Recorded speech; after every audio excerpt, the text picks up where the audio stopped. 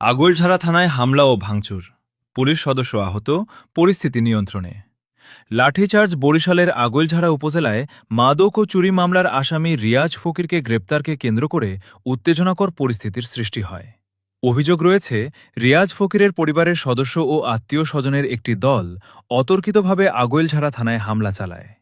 হামলার সময় থানার ডিউটি অফিসার হালিমের ওপর শারীরিক হামলা চালানো হয় এবং থানার বিভিন্ন স্থানে ভাঙচুর করা হয় বলে জানা গেছে। এ ঘটনায় একাধিক পুলিশ সদস্য আহত হন।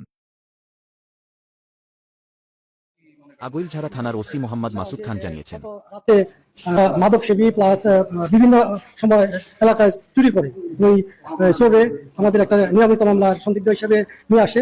পরে সে যেহেতু মাদক সেবী, তারা একটা মরাসা মান গেছে, ওরা আসলেই সবসময় দেখা যায় যে ইয়ের মধ্যে মাথা বাইরে এরকম এও সেরকম মাথা ইয়ের মধ্যে আমাদের যে আলখানার লোয়ারি এখানে বাড়ি দিচ্ছে, বাড়ি দিয়ে নিজে অজ্ঞান হয়ে গেছে। অজ্ঞান হয়ে যাওয়ার পরে আমাদের স্থানীয় লোকাল হাসপাতালে নিয়ে আসছি। এখানে ট্রিটমেন্টের পরে আজকে তো রাতে একটা ডাক্তার দিকে বরিশাল রেফার করছে, বরিশাল চিকিৎসাধীন আছে। ইন দ্য মিন টাইম ওনারা কোনো তথ্য পাইছে যে সে মারা গেছে, এরকম তথ্যের ভিত্তিতে পুরা ১১০ লোকজন আইসা থানা আক্রমণ করছে। থানায় হামলাকারীদের বিরুদ্ধে আইনগত ব্যবস্থা নেওয়া হবে বলেও ওসি উল্লেখ করেছেন। স্মার্ট সংবাদ, নিউজ ডেস্ক।